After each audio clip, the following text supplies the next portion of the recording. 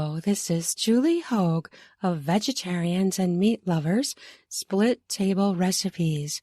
Today I'm going to talk about salads.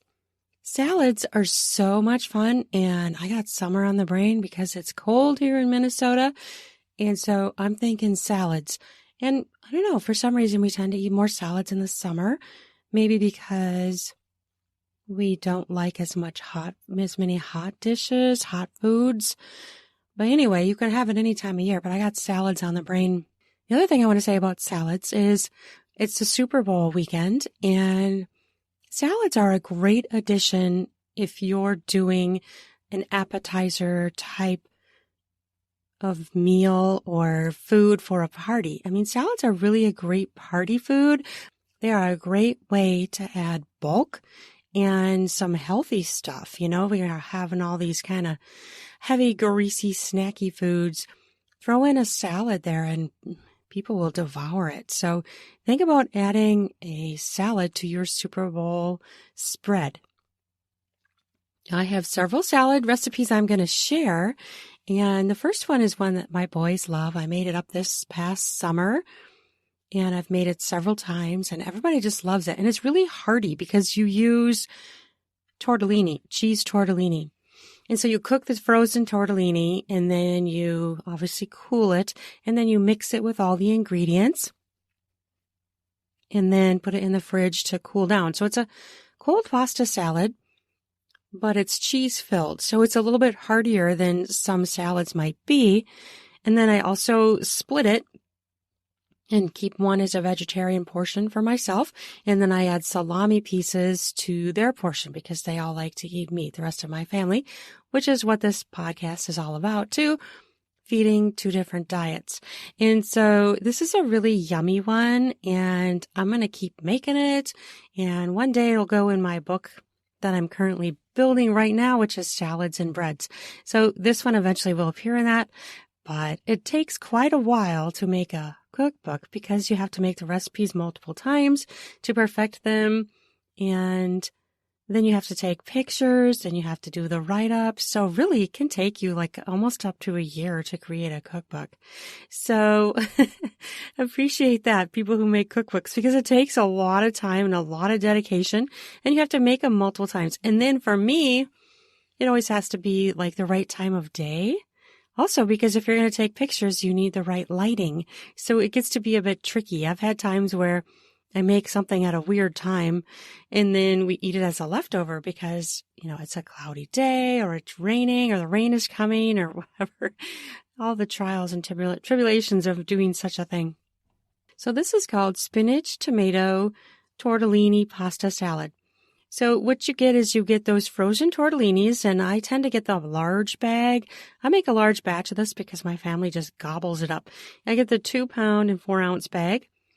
And then you're going to want one of those sun-dried tomatoes where it's julienne cuts with herbs. So the sun-dried tomatoes are in olive oil and herbs. So I like to use the one where it's got, I'm not sure if this is going to be available everywhere, but hopefully just get sun-dried tomatoes in oil. And so it's not the dried ones. If they're moist, they're in a jar. You could always add Italian seasoning if it didn't have herbs in it for you. But I like to use that 8.5-ounce jar of sun-dried tomatoes and herbs and olive oil. And then the next ingredient is cherry tomatoes. And I've used red cherry tomatoes. I've also used the orange ones. I've used a combo of orange and red too. And I've done anywhere from 2 to 4 cups of those halved. My boys really love it when it's heavy in tomato. So I tend to like to do the 4 cups, which is a lot of tomato.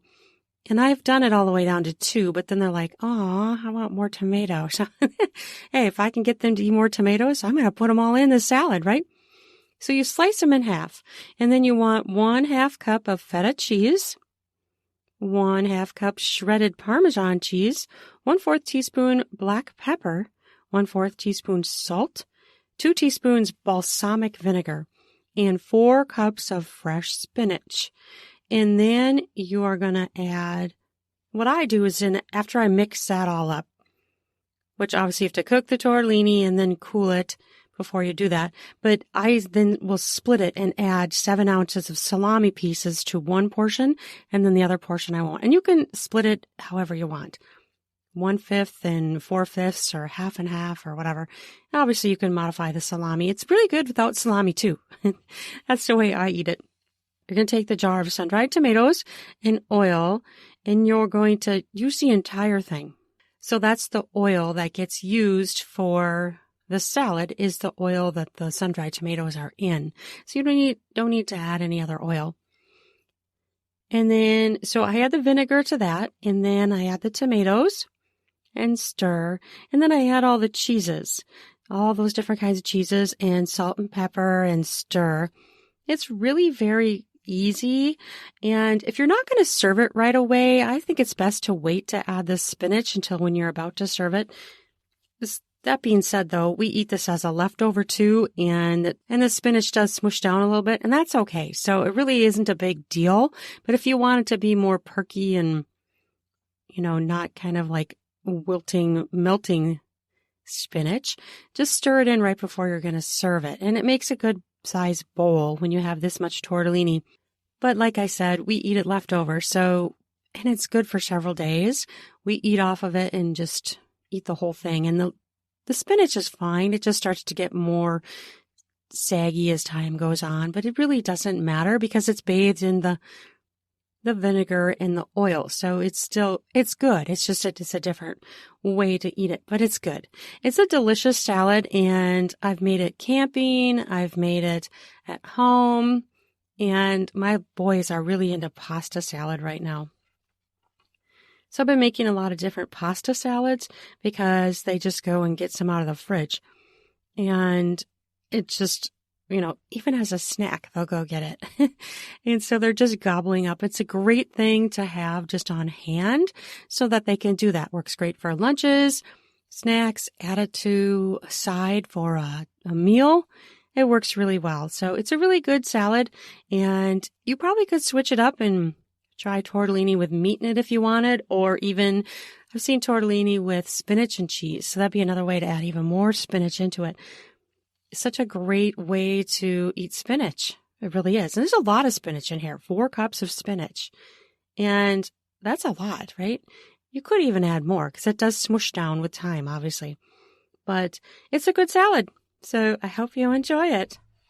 Okay, so this is an unusual salad, and this is in my book, 1 Dish, 2 Diets, and it's a really fun one, and I made it up one day. I just got this kind of wacky idea, which often happens with me, and then I just want to try things. Like, do you ever do that? Like, I actually did that last night. It was actually really pretty good. I took rice pilaf, and so then I sauteed. It's the kind where you had to, fry it in butter. It's like the pasta and rice mixture.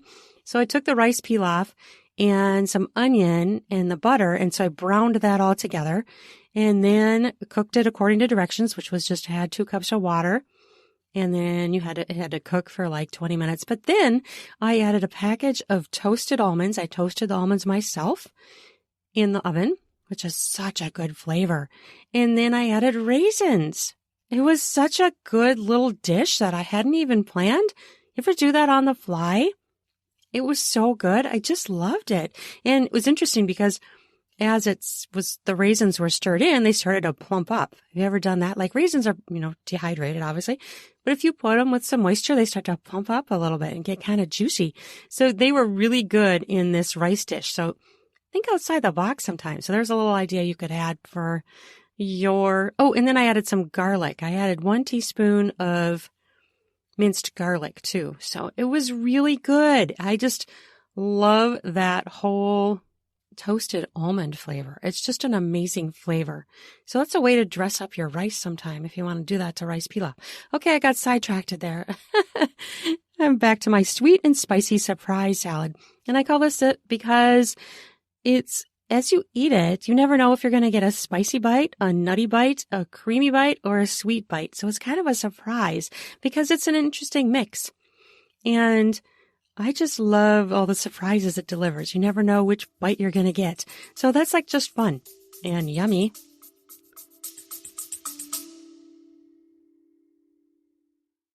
Instacart groceries delivered in as little as 1 hour. Free delivery on your first order, $35. Save yourself that trip to the market. Instacart delivers groceries in as fast as 1 hour. They connect you with personal shoppers in your area to shop and deliver groceries from your favorite stores. Free delivery on your very first order over $35. Following the link in the show notes lets Instacart know we sent you and help support our show. Multiple stores available. Shop all of your favorites on a single order. The products you love from your local stores. Hand selected by shoppers based on your preferences. Delivery to your door in as fast as 1 hour. Instacart highlights deals to help you save money. Don't we all want that? Find everything you usually buy and get smart suggestions for new items. Instacart picks the freshest produce and keeps your eggs safe too. Woohoo! Those are things I want. Try it out today. You will love it. So use a bunch of healthy ingredients, and you don't use any grains for the salad. It is a vegetarian salad, perfect for spring or summertime. And then if I ever have any leftover of this, I take it and I make it into my sweet and spicy cornbread pancakes, which I guess now I should read that recipe here too.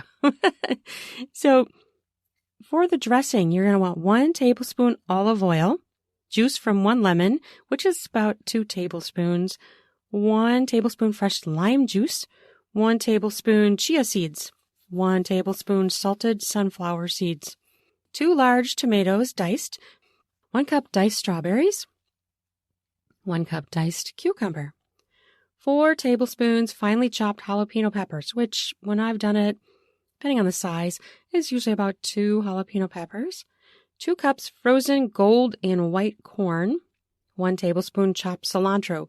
Overfilled tablespoon is usually what I do. And then 2 cups of diced fresh mozzarella cheese, about 3/4 pound. Optional, I've added half a teaspoon of chili powder and 1 diced avocado. That's optional. I've done it both ways.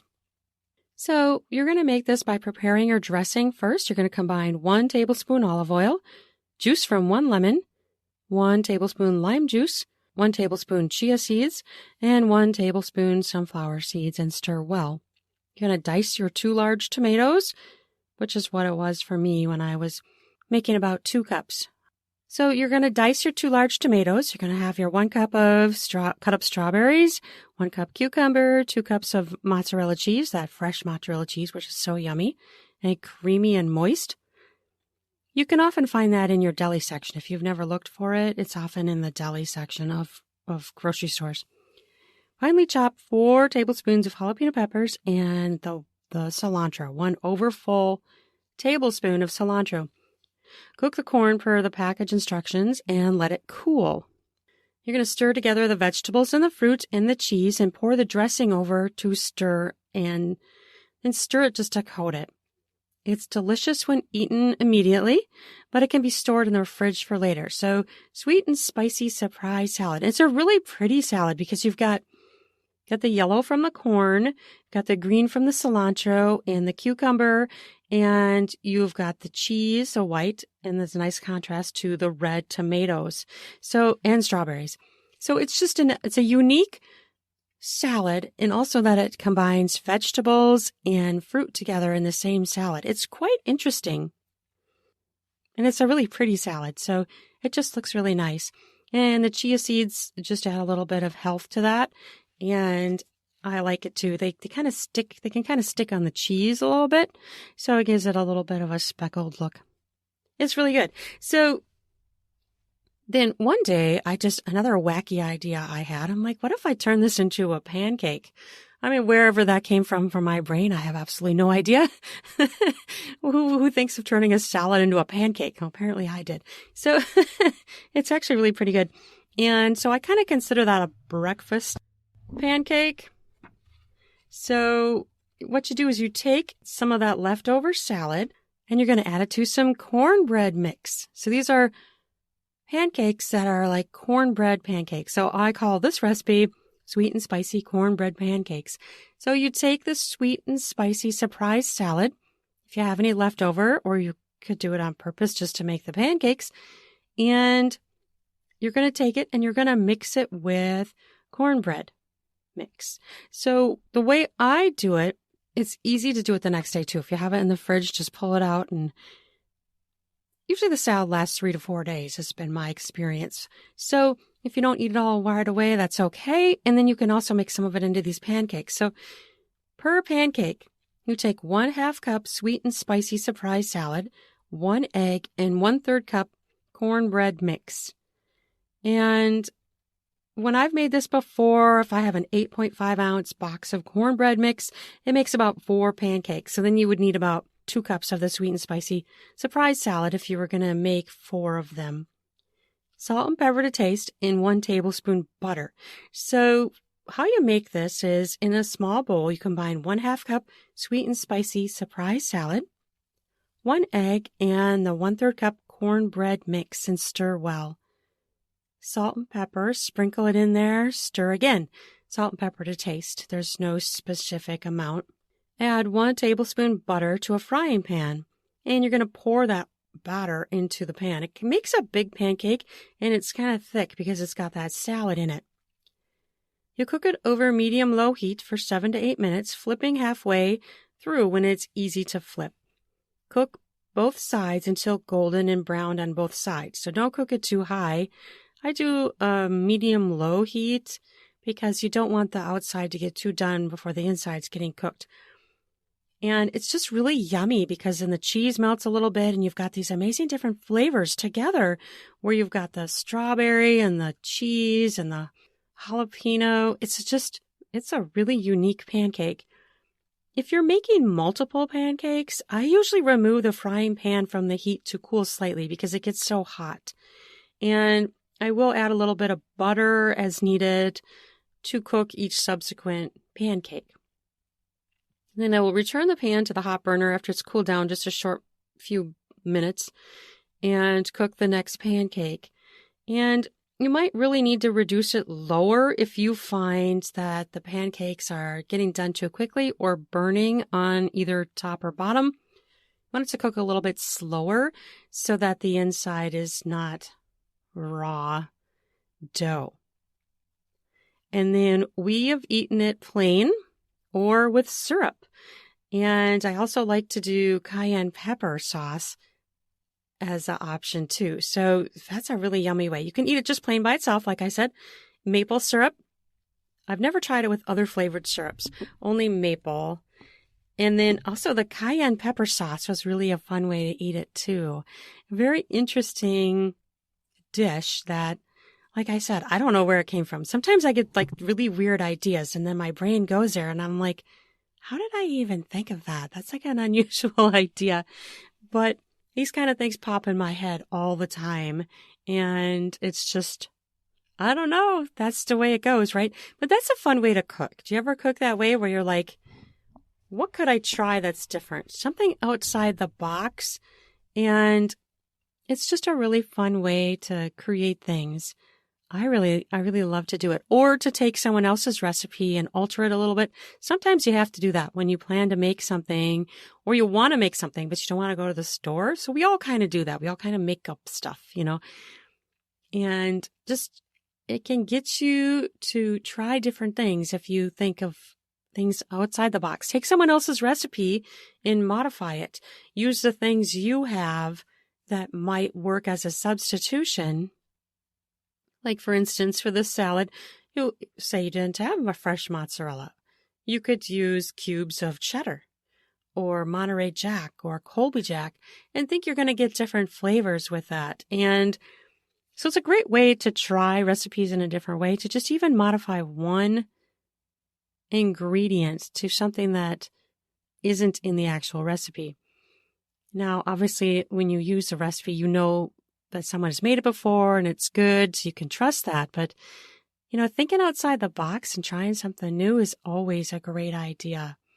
It's always just a fun way to spice up your meal, to try something new on your family. I've done that too, where they really like something and then I might change one part of it and see if they still like it. Playing around with different types of food and different recipes to see what your family likes. It's a good way to cook. can be a challenge to feed a big family. We have 5 people in our family, and when my oldest is home from college, we are going through more food, of course, and basically, my boys are all teenagers, so it's feeding 5 adults. And so it's a lot of food and they're all boys. So they're all big and they eat a lot. So, for me, it can be, I have to really plan ahead. I have to make sure I have enough. Like sometimes I'll make something and I'll be like, I'll look at it and I'll be like, that's not enough for 5 adults. So these 2 salads that I brought up, though, are pretty good sized salads. So they make a lot. And that is important when you have 5 adults, right? I mean, think about that. This isn't back in the day when they were younger and they would eat smaller portions. Now they're all adults, basically. I mean, my youngest is 13. So he does not eat less than the other 2 teenagers. Let me tell you. They all eat a fair amount. So it definitely is important to have a big salad. I really like salads. I don't know. I just think it's a great way to get a whole bunch of different flavors all together at once. And you can get a lot of vegetables in yourself just with a small little portion because it's often solid vegetables or fruit. Obviously not for the one that I brought up with tortellini because that has pasta in it. That could actually even be a meal by itself if you think about it. That particular recipe could be working great as a side salad, but it really can work as an actual entree as well because it is so hearty with cheese tortellini. And for the meat portion, it has the salami.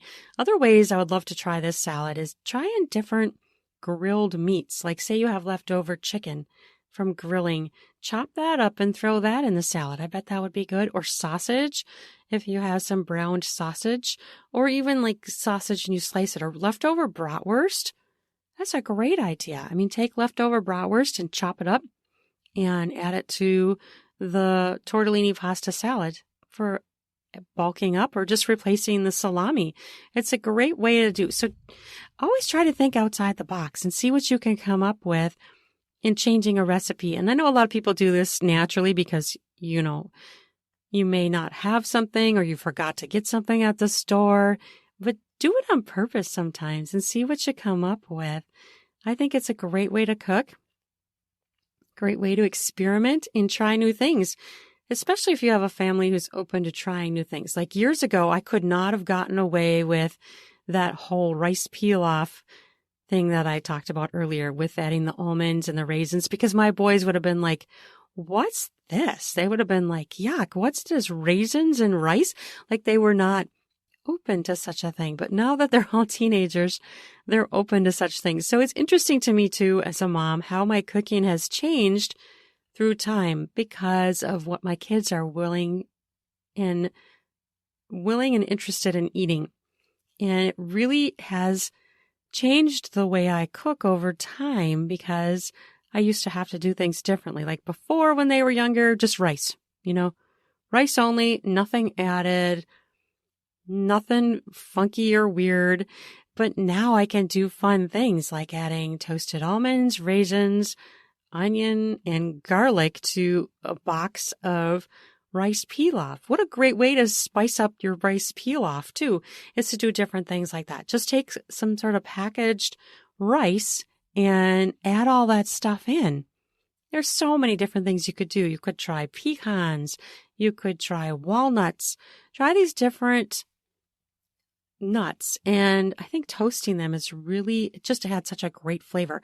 Like if I had just added the regular almonds, it would have been such a different flavor than adding the toasted almonds. The toasted almonds were just fantastic. I just loved that. So if you're a parent, you probably know exactly what I'm talking about, that it kind of changes through time, what you're going to make and how you're going to modify it. If you're going to add something to it, when they're younger, they're probably, if they were like my kids, like, I am not eating that. What is that? If there's anything added, they don't want it. And so then you're stuck dealing with fighting them or making them something different. So I often didn't do this kind of thing when they were younger. So for me, who likes to cook, I just feel like everything is opened up for me and I can try these unusual fun things with them and they actually will end up liking it and eating it and being like, woo, that was good. And I love to hear that. Try different things on them too. They are often my food critics to see what they like and what they don't like. And it's great to have feedback too. I mean, I liked it, but it's good to hear if they like it as well. So the more opinions I have, the more likely I'm going to redo that or maybe even use that recipe in a cookbook or put it out to the world, because if they like it, other people might like it too, right? So it's a great way to cook. And I hope that you've enjoyed this recipe. I hope you're going to have a great Super Bowl weekend. Add some salad to your spread for the Super Bowl food. A lot of people do a lot of snackies, chips and salsa and crackers and seasoned crackers and nuts and a lot of snacks. But if you throw a salad in there, people are going to eat it. And it's going to be a great way to get a little bit more healthy food into your snack-heavy Super Bowl food.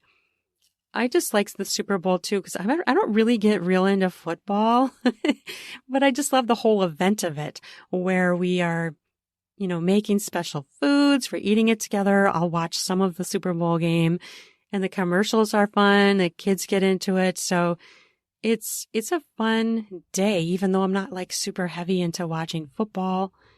I know football because my boys have played football. My youngest still plays football, but it's not something that I usually get into watching. But the Super Bowl, I usually will watch some of it. And we have food and drink, and it's a little party, whether we go to someone else's house or just watch it at home. It ends up being like an event. So tomorrow I'm going to make some spring rolls for the first time, if I can find all the ingredients. I'm going to go to the store and try making some spring rolls.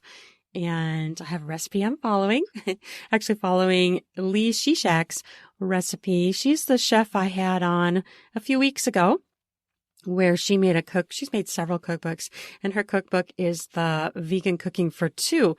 But I multiply what she has so that I can make it for 5 people. And she's got some great recipes in there. I have made a couple of them now and I really, really like them. So if you missed that episode, go back and listen. She's got a great array of cookbooks out there. She has Beach House Baking and I can't even remember them all, but go back and listen to that episode if you missed it. She's got great recipes in there. They're simple. They're homemade. They're really good. I think I've made 3 or 4 of her recipes now, and they've all been very delicious.